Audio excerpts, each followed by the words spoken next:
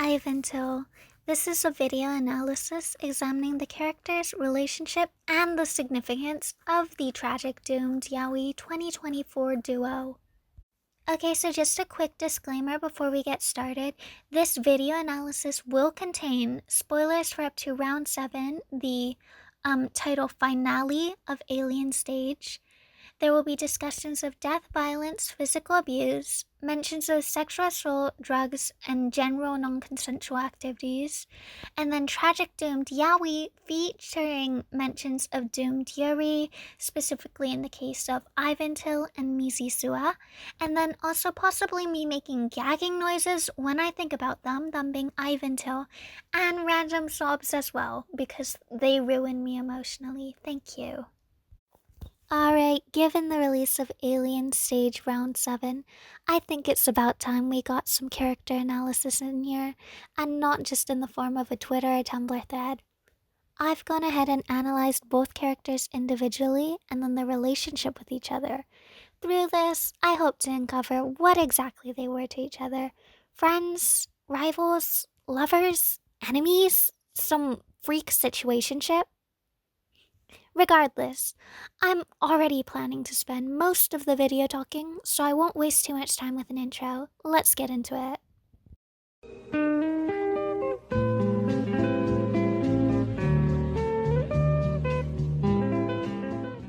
First on the list is my favorite farming verb and one of the only musicians I would trust not to groom me, Till.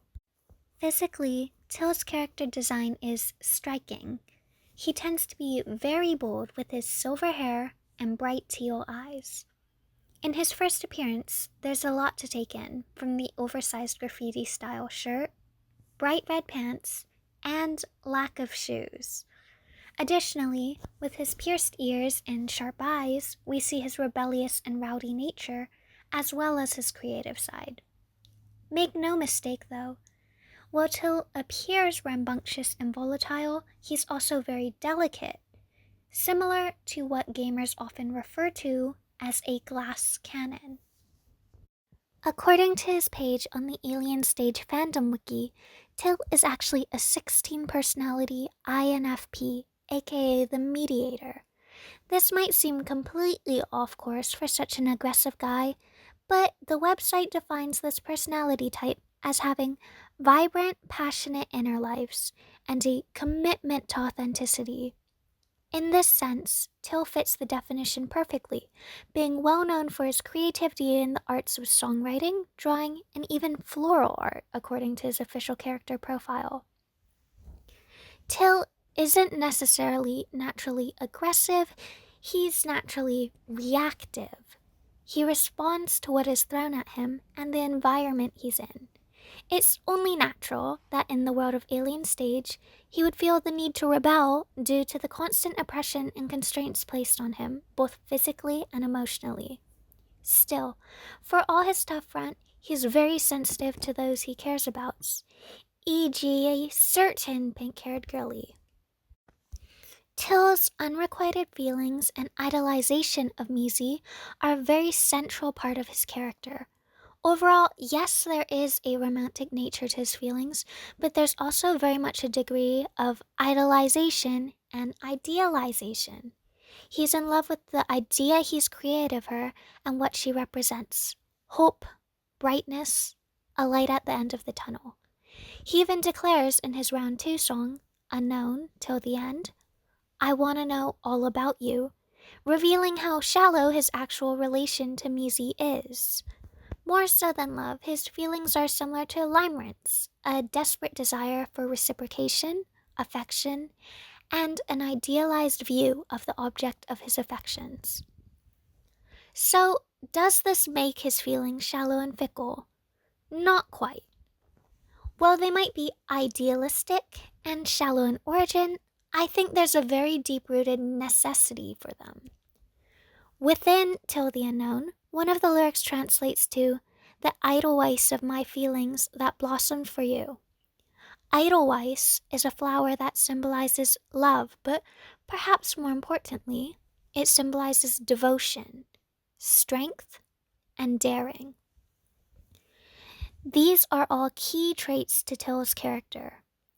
By linking these emotions to his feelings for Maisie, it shows how important her role is as motivation for him to persist in fighting, and therefore in living.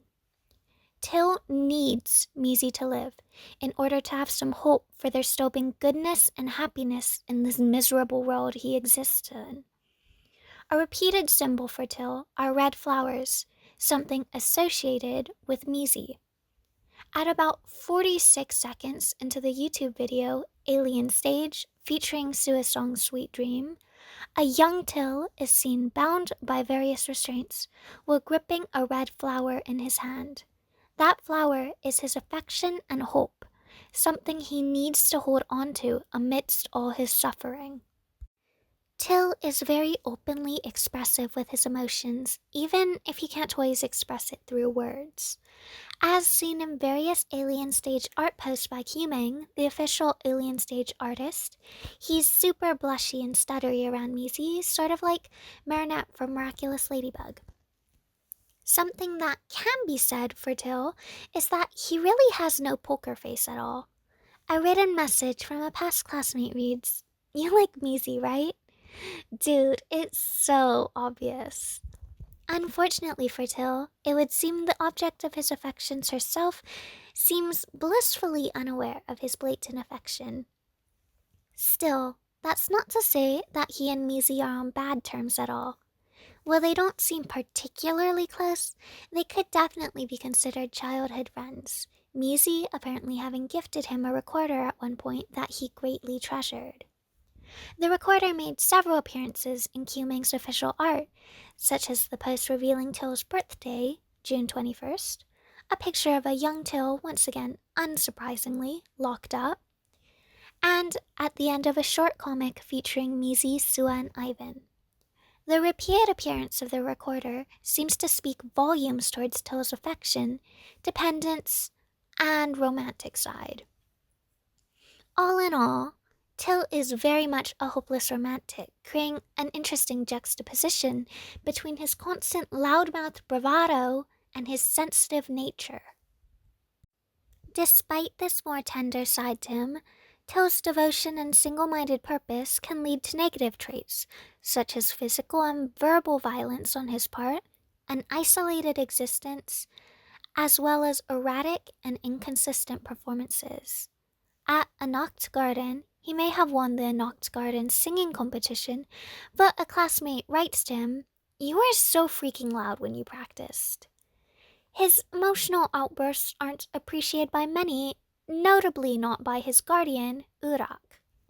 In an interview posted to Vivino's Patreon, Urak talks about trying to suppress Till's personality, but it not quite working out. In various flashbacks throughout the series, notably round 2 and round 6, we see Till being beaten by Urak and or tied up. He's constantly being placed in restraints due to his temper, something Ivan comments on. If you keep rebelling, they're not gonna let you take off that collar.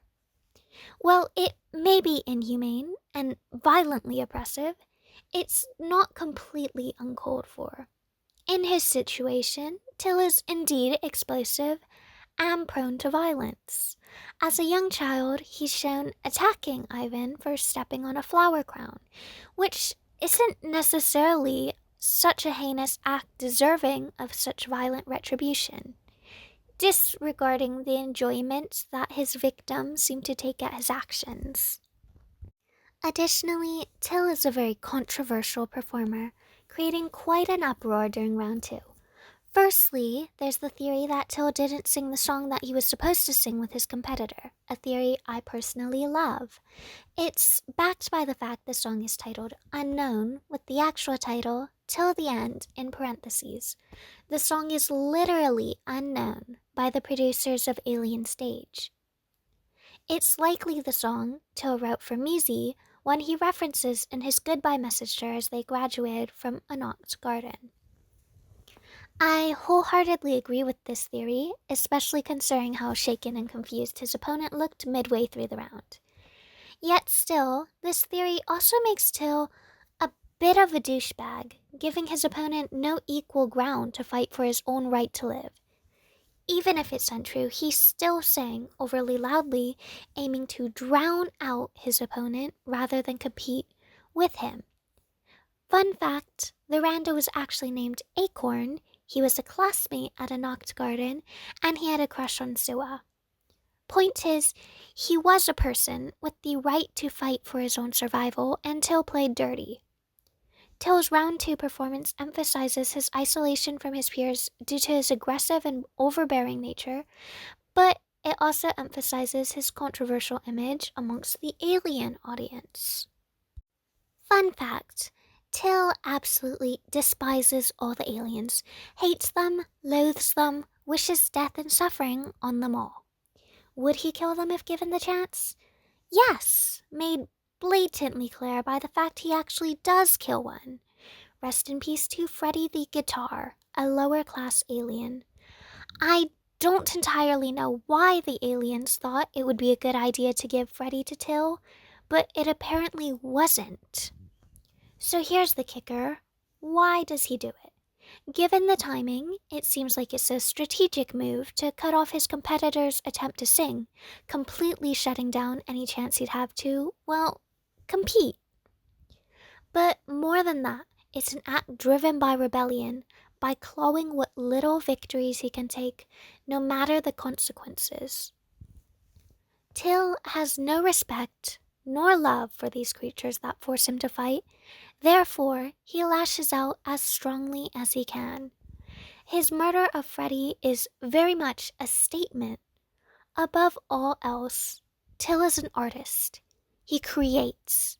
And what he's created here is a message of rebellion, the refusal to quietly comply with their rules.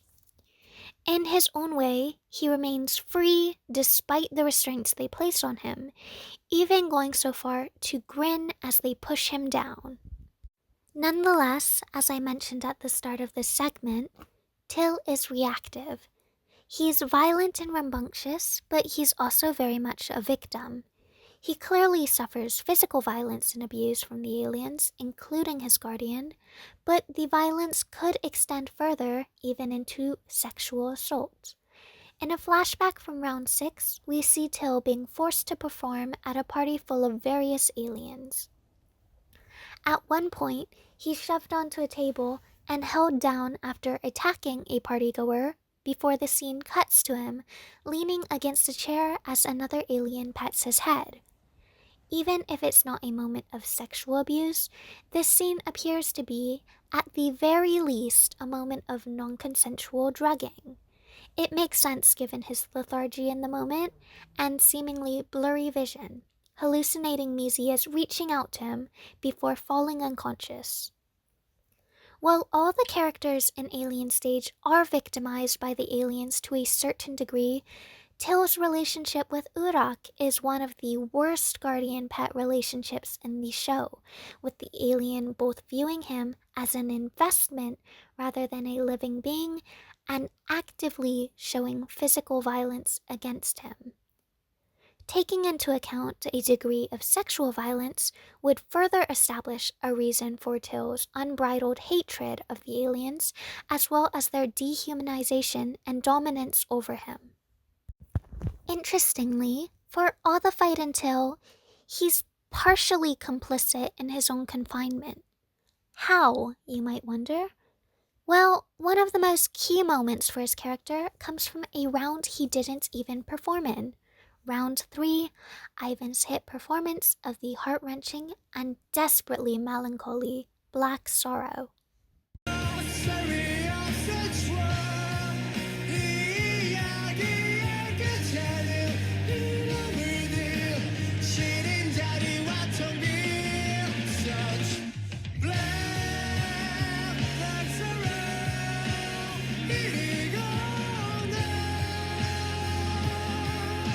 At this pivotal moment, Till lets go, turning back. Why does he do it? Because he himself can't let go of what he has. It's like his attachment to the recorder Mizi gave him. It's like his grip on the red flowers. He needs to hold on to what he has to have something to fight for. It's not in his nature to run, even if it means freedom from his captors. Like his romantic nature, Till is, in a certain way, an idealist. He sees his ideal version of Maisie, and that in itself is a reason to stay, proof that there's hope, even if he has to keep fighting for it. As he sings until the end, don't even think this time's enough, 'cause baby, still it's not enough. He's holding on, not ready to give up or back down by running away. This idea remains consistent with his lyrics in later songs, such as Cure, I Don't Want to Let You Go, and Blink Gone, I Can't Let It Go. He's a prisoner to his past, unable to free himself of his own volition. While his dedication is admirable in a way, it's a key to his downfall. Throughout round 6, his performance isn't awful by any standards, but it's soulless. From the lack of expression in his face, other than a tired kind of emptiness, and the complete lack of color in his outfit, it emphasizes the depression that's overcome him. He turned back for Maisie, refusing to leave her even when his own feelings weren't reciprocated and he had a chance for freedom. But now, the one thing he'd been pinning all his hope on had vanished. It didn't matter whether it was by choice or not, all that mattered was that his strength and purpose disappeared with her. Based on both his statistics as a top 3 competitor and his general character, his emotions dictate a large amount of his performance. If nothing significant occurred, then this would definitely have been the end of the line for Till. Yet, of course, something did happen involving a particular character with a snaggletooth and his own special brand of desperately unrequited love.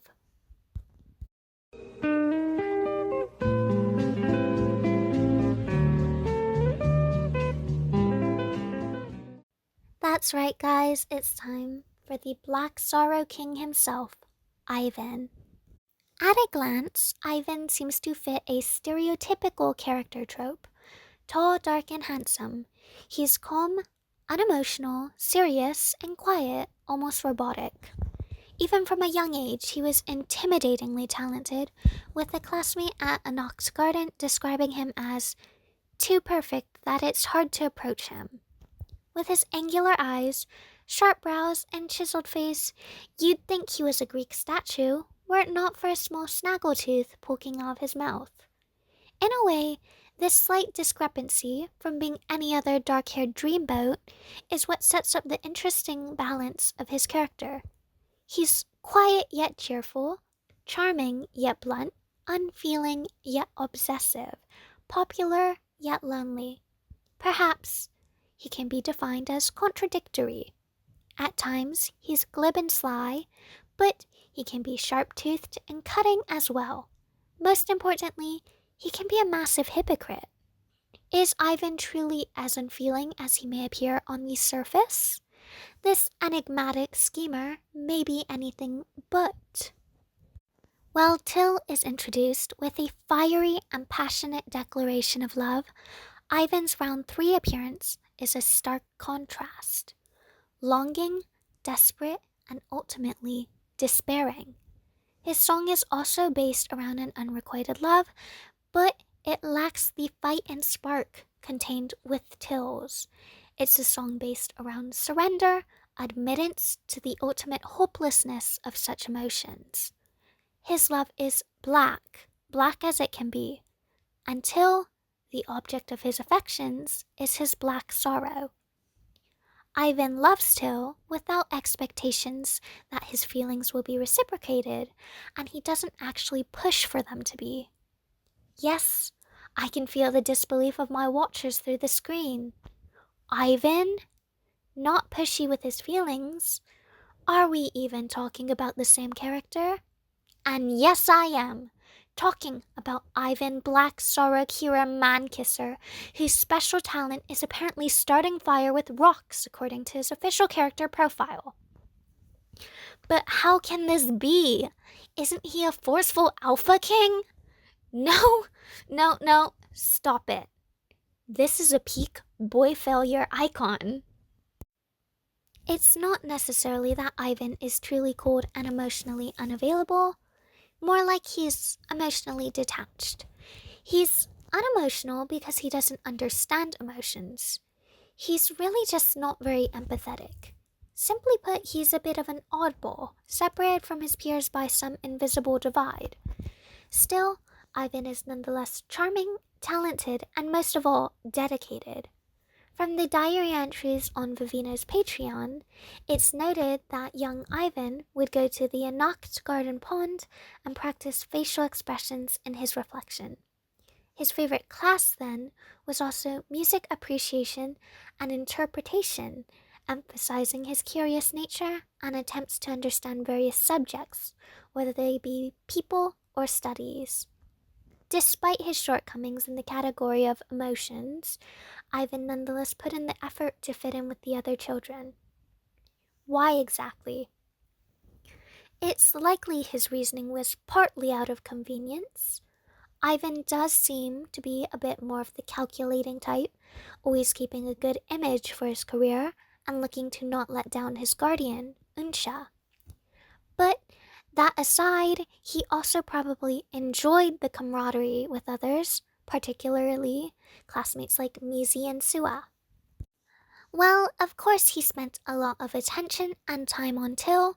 There are a couple comics from Kuming and Vivino's depicting his relationship with the girls. In one, Mizi rests comfortably across him, and he's seen teasing Sua a bit.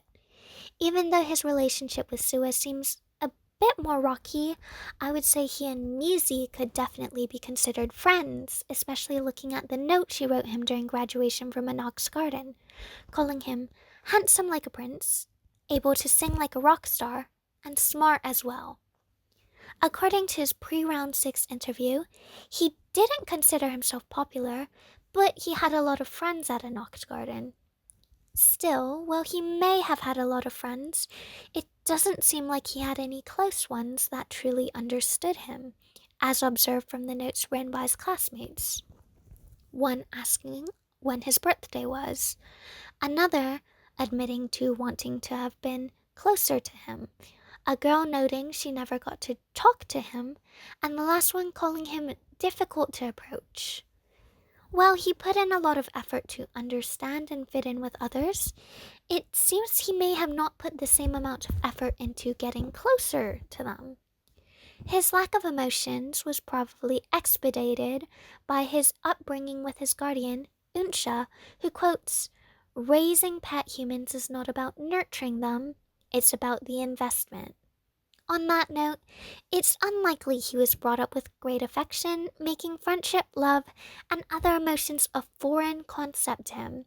Still, he is very much human, and there's more to him than just his emotional malfunctioning. One of the key parts of his humanity is centered around his relationship with Till. A major source of conflict within Alien Stage isn't necessarily just the battle to win and live, it's also in the relationships between the characters.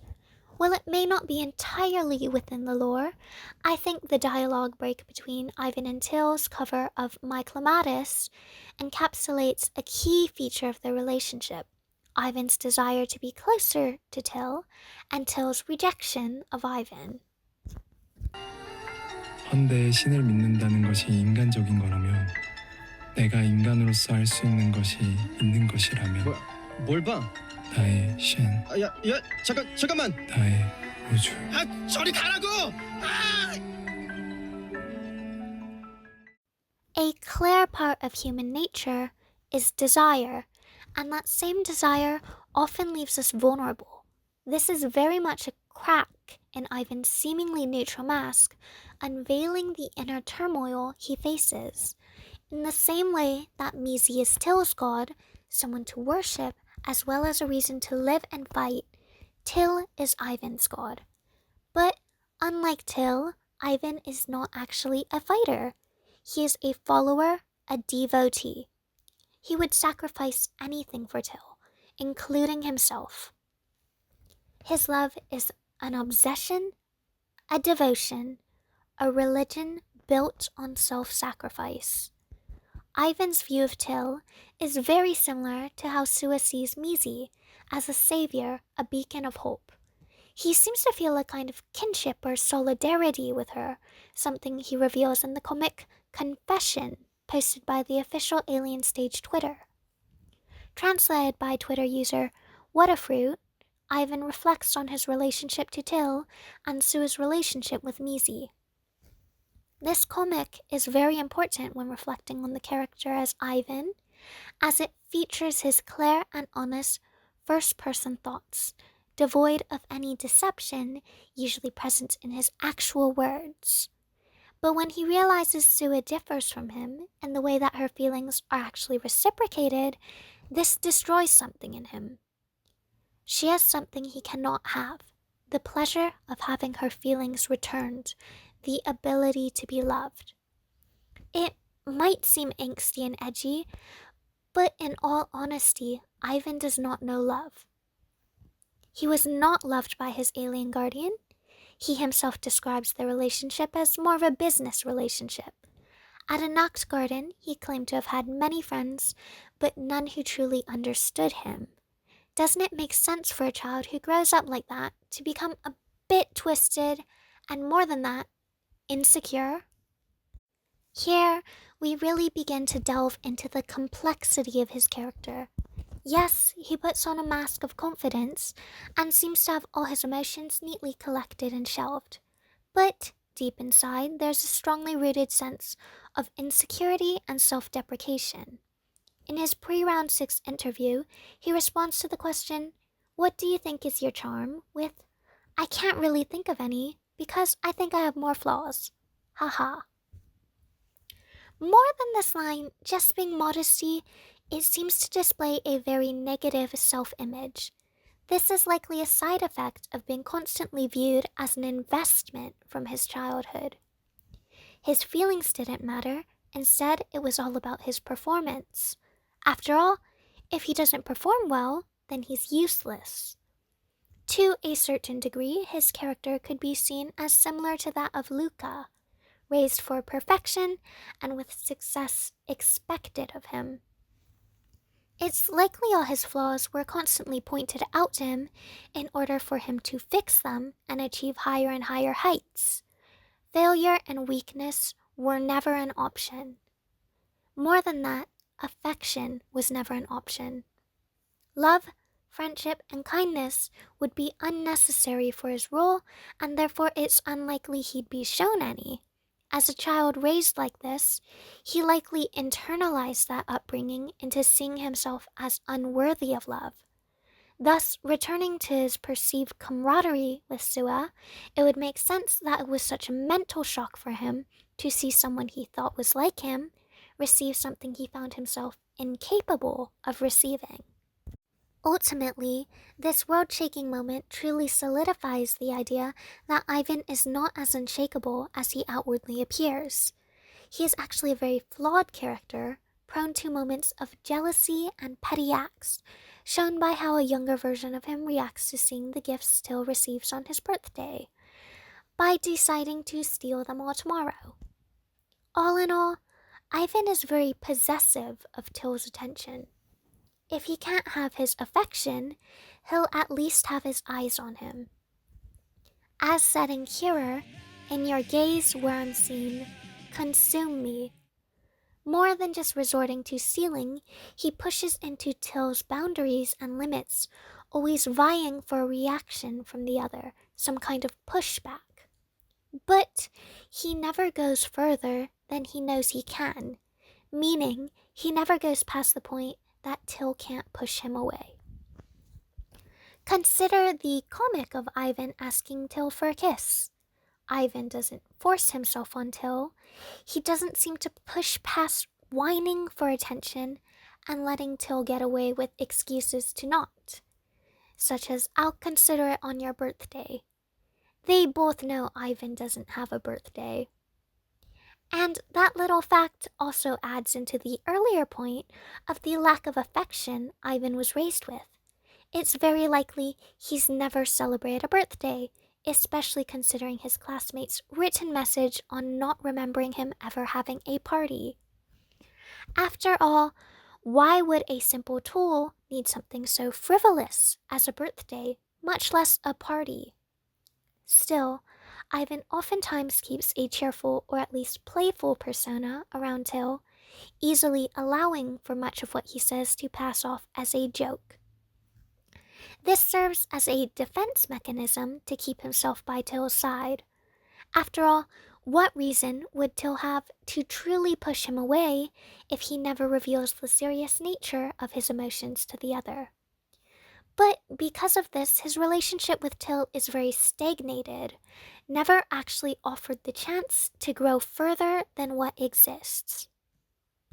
The refusal to push past what he currently has with Till, this back and forth bickering they keep up, is both a testament to Ivan's restraint and willpower, as well as an effect of his cowardice. He's afraid to lose Till, because to lose Till would destroy his entire world.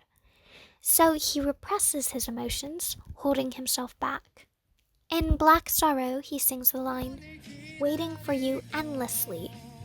This is his devotion to Till, but it's his acknowledgement that Till will never truly look his way in the way he desires. Till will never love him back in the way that he loves him. And why should he think otherwise? When they try to run away, Till turns back and leaves him. He chooses to hold on to what he has rather than venturing into an uncertain future with Ivan. And all that young Ivan can do is smile and follow, because he would never turn his back on Till, regardless of whether he receives the same in turn. More than that, why should he be angry or upset? To Ivan, someone we've clarified as likely having a low amount of self-esteem, this was expected. Why would Till choose Ivan? Ivan's never been deserving of love before. Why would this change now? Still, bottling up his emotions infinitely simply isn't possible, and thus Ivan does have his own moment of weakness. Stealing Till's gifts being one of them, but the one that takes the brunt of his overload would actually be the character whom he sees himself in, Sua. In a comic posted by Vivinos, Ivan confronts Sua before the events of Round 1's My Clematis performance. Accusing her of being selfish and hypocritical, he implies that she plans to sacrifice herself for Mizi in order to be remembered by her. The painfully beautiful irony to this is that Ivan later ends up following the very path he brazenly criticizes her for. But his bitterness directed towards Sua is likely in part due to his jealousy of her. She has her feelings reciprocated, but she's going to throw that away for Mizi to live. When he says that through her death, she will become just a trauma to Mizi, he's projecting to a certain degree because Sua has already been so much more to Mizi. They have had a mutual relationship of love. Meanwhile, he himself knows that Till doesn't return his love. At the very most, he hopes to be remembered by Till, something he plainly wrote in his goodbye message to Till when they graduated from Anocht Garden. "I hope you will remember me." Ivan has poor communication skills, tending to be overly blunt, as displayed time and time again in his childhood, notably the instant where he called Till both a loser and a friendless idiot. There was no negative intention behind it. He is simply, unfortunately, bumbling in social nuance. His own social shortcomings are likely part of the reason he was unable to achieve a closer relationship to Till. How could he hope to communicate beyond fighting when that was all he'd ever known? But more than that, why would he try to reach further and risk it all when he could instead just try to be satisfied with what he could take? After all, as he mourns in Black Sorrow, turning the hourglass, spending a long time with you. He seems to prefer to spend as long as possible at Till's side, knowing at the end of the story there is only a cold spot stained with blood. He knows this will eventually end. They are on a time limit, so he will take what he can get. Ivan's death was always deeply foreshadowed, and his character can truly be described by the word sacrifice. He is very much a tragic figure, doomed by the narrative. Yet still, I think it should be important to note these words as he reviews his actions in round 6. I didn't think I would do this either. To think that those words would come back to haunt me. This is a clear reference to his scathing remarks to Sua, an acknowledgement of his own hypocrisy. But more than that, it's an admission of the impulsiveness of his actions, of the lack of prior thought before he committed to this fate. Ivan never intended to be such a hypocrite. So what sparked his sudden change of heart? I think the answer lies within this specific scene.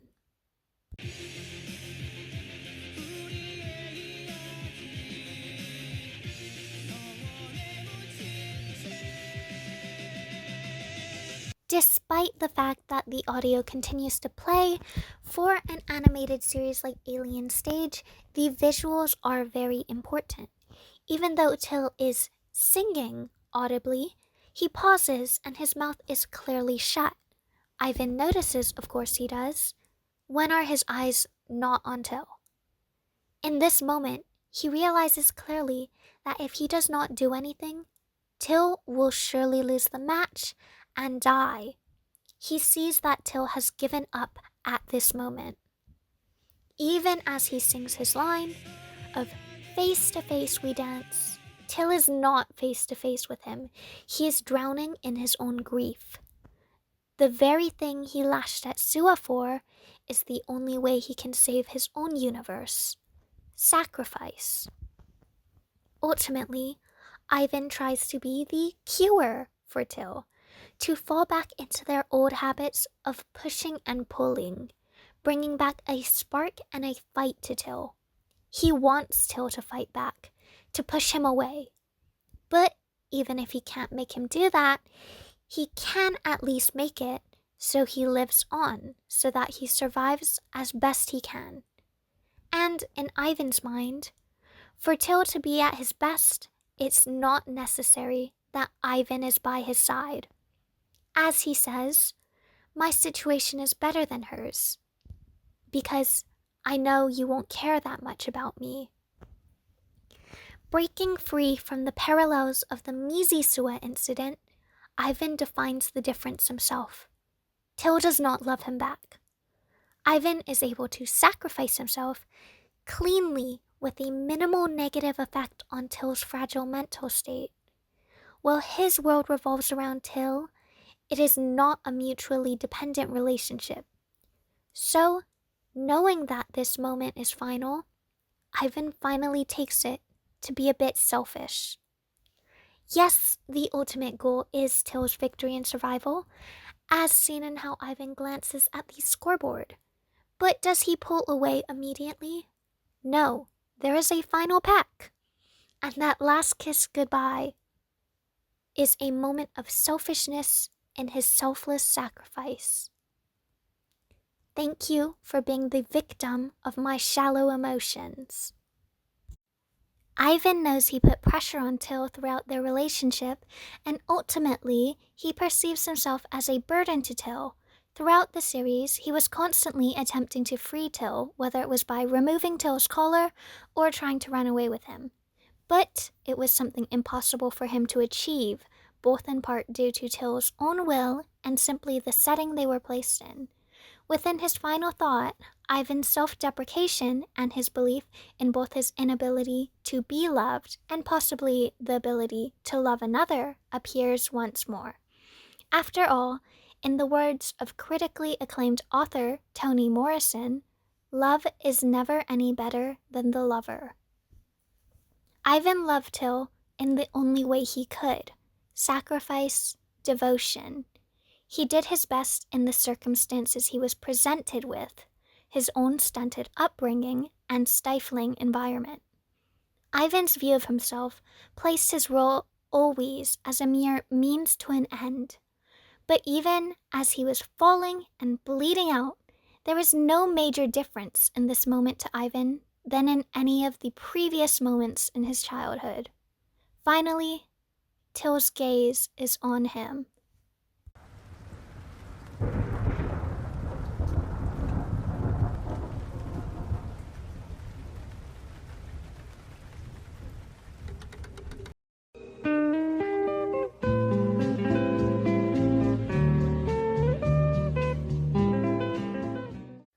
Having successfully covered both characters individually, let's delve into the nuance of their relationship with each other. Even as children who grew up together, the term of childhood friends is almost too simple a description for what they had. Nothing about their relationship was so clear-cut. Frankly, just considering the situation they exist within, it's unlikely that would be possible for any kind of healthy relationship to develop and exist. Be so for real. They're in a death game where they have to sing for their lives.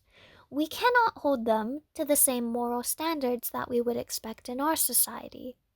And more than that, they cannot uphold themselves to these morals.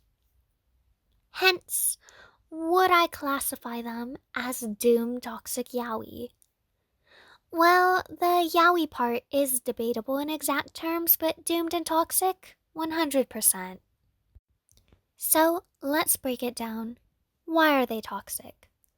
Part of this is the one-sided worship from Ivan's end. Were it reciprocated, they could very much become an alternate Mizi Sua.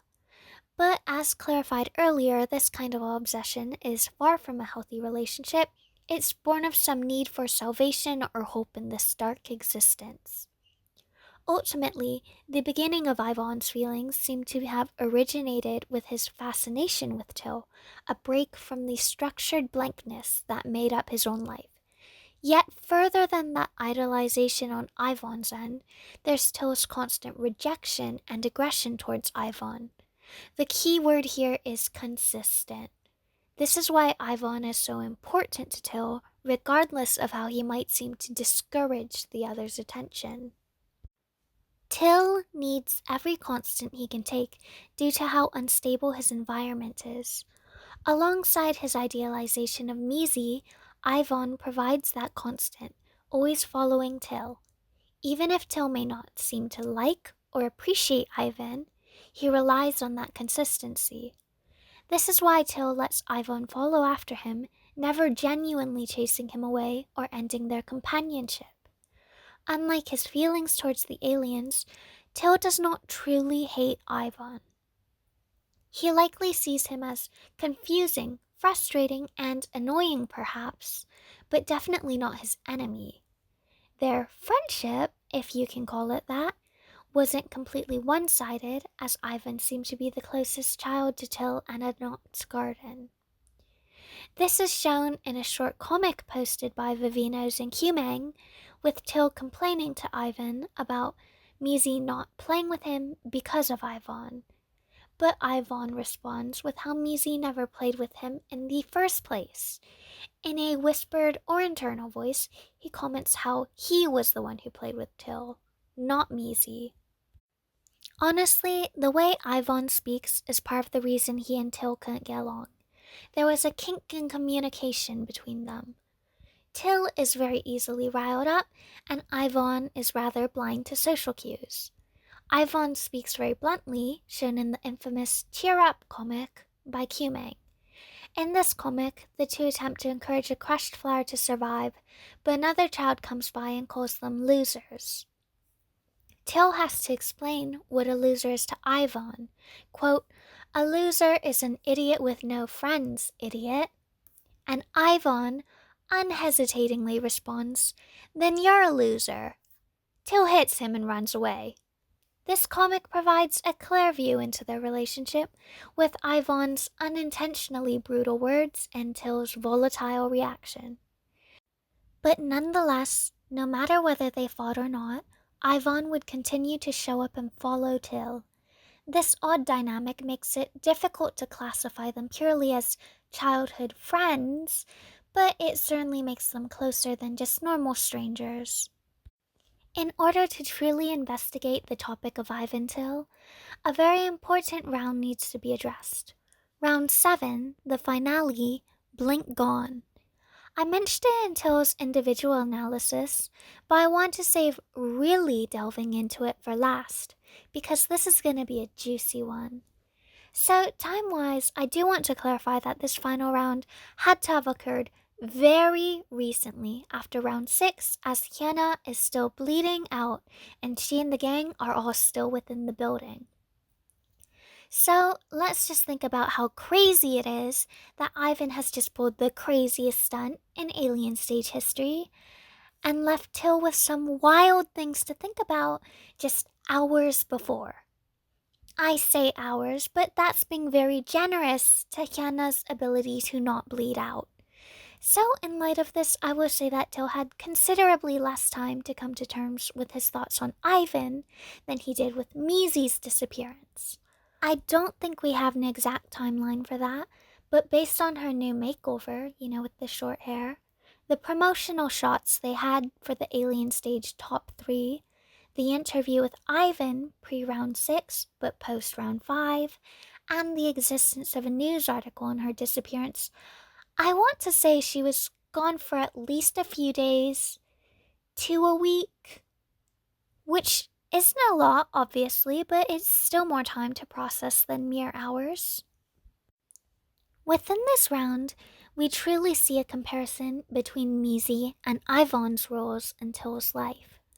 Ivan is used like a trauma by Luca in order to try and break him, letting Luca win in the same way he won round 5 against Mizi. There is a parallel I want to acknowledge here. It's not the first time the loss of an individual has made Till shut down and begin to give up. When Mizi disappeared, Till was similarly demoralized, as seen in his round 6 behavior. I cannot restate it enough, but this speaks volumes to the importance of Ivan to Till. Luca, a very analytical character, sees how affected Till was by Ivan's death and attempts to target that weakness. His choice of using Ivan is very significant, especially given the parallel of him referencing Suwa to Mizi in round 5. It speaks to the obviousness of a deeper bond between Ivan and Till, emphasizing that Ivan's feelings towards Till weren't entirely one-sided. While I don't necessarily mean Till loved Ivan back in the same way, I believe he held a complicated form of affection towards the other. Though both broke Till at separate times, we can't ignore the contrast between Till's relations with Mizi and Ivan respectively. While Ivan saves Till's life physically, he ultimately becomes a trauma that costs Till his life. Mizi, on the other hand, is still like a savior to Till, a brief moment of fleeting hope before he is shot down, quite literally. But she remotivates him to continue to fight, right after Ivan's memory was being used to crush him. Once again, Till had been shutting down and costing his performance due to his mental state. But while Ivan had to take direct action, basically throwing away his win to give it to Till, all Mizi had to do was show up and make eye contact in order to bring back a bit of life into Till. Bro was joyful. And while the situation was obviously different, with Mizi's reappearance being a positive and Ivan kissing Till being, well, somewhere between deeply bewildering and just outright negative, I will say that I still think this was a painful moment for Ivan's character, where Mizi still manages to provide a spark in Till that he never could. Ultimately, at least within this universe, I believe Ivan was right to have conceded his expectations from the very start. It seems he never stood a chance. This is further reflected by the images put on the background screens right before Mizi's appearance. Till sees Ivan watching him with his unreadable and rather unnerving expression, while Luca sees Ivan as a tragic and pitiful figure, picturing him with tears falling. Till never truly understood Ivan or his actions. He was a constant, but also a complete mystery. Meanwhile, Luca low-key clocked Ivan hard. He looked at this tragic doomed yaoi couple and immediately settled on a hate crime. But are they truly doomed? Ivantil canon never? Well, that's complicated. See, I'd like to bring up Vivino's latest tier-locked Patreon post. Well, I am not a premium Patreon member, and therefore do not have access to that post. I am chronically online and cursed with being in the know of the Alien Stage fandom. Thus, I know about the explanation offered to explain Ivantill's relationship. Hatred is easier than a word as vague as love. Ultimately, we need to remember that Till is a coward, and I say that lovingly. He can't actually commit to confessing to Mizi, and he can't commit to escaping from a knocked garden. He's afraid of change, of breaking the things he already has and knows. In this world, Till will retreat back to safety and fall into his known coping methods. And then Ivan also never pushed for anything more than what they had. I believe Ivan understood Till from the moment when he turned and ran back, if not earlier. Additionally, this really just isn't the right situation for a romance. In my opinion, and as far as I know lore-wise, Ivan Till cannot be canon within the Alien Stage universe. Still, I think Vivino's post does confirm what I said earlier. Till's feelings for Ivan cannot be summarized cleanly or easily. It's far from actually being hate or true dislike, but I don't think his emotions are romantic in nature. In another life, could they be? Possibly. I'm not really opposed to the possibility, and I know Alien Stage fans do love to engage in headcanons and speculation.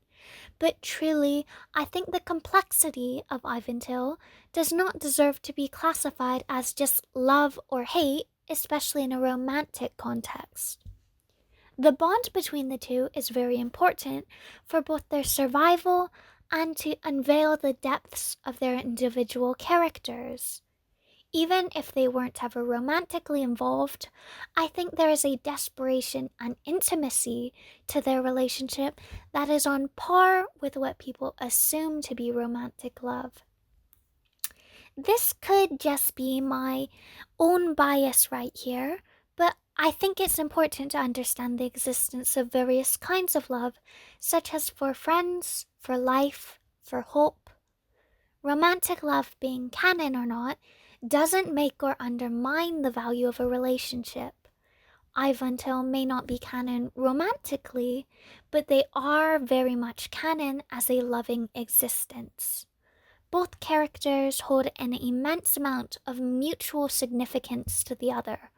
Whether you interpret it as romantic or otherwise, the importance of Ivantil within Alien Stage cannot be understated.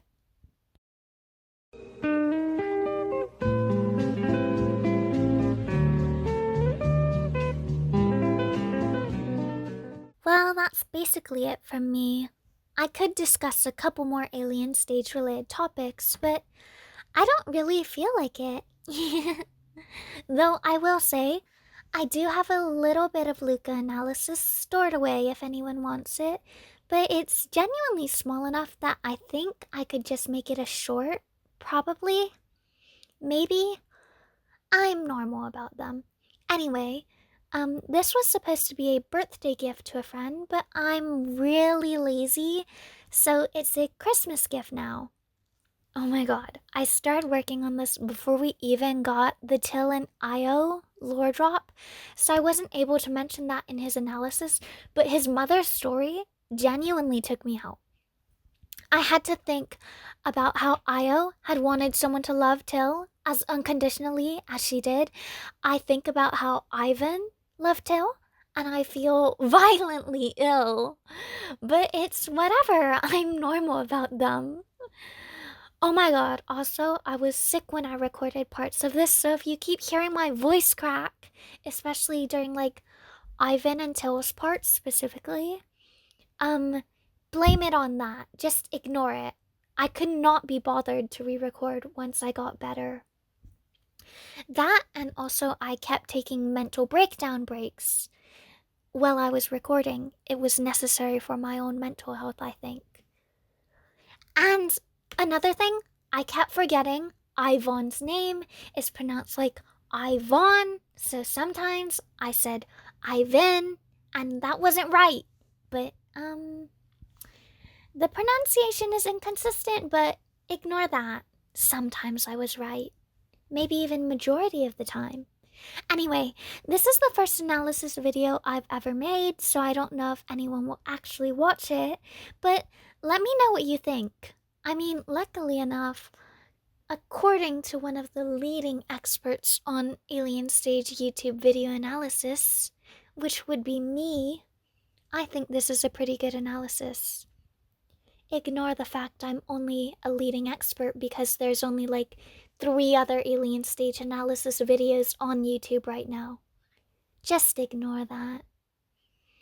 Anyway, like, comment, subscribe, and wish my friendy happy birthday, Merry Christmas. Thank you!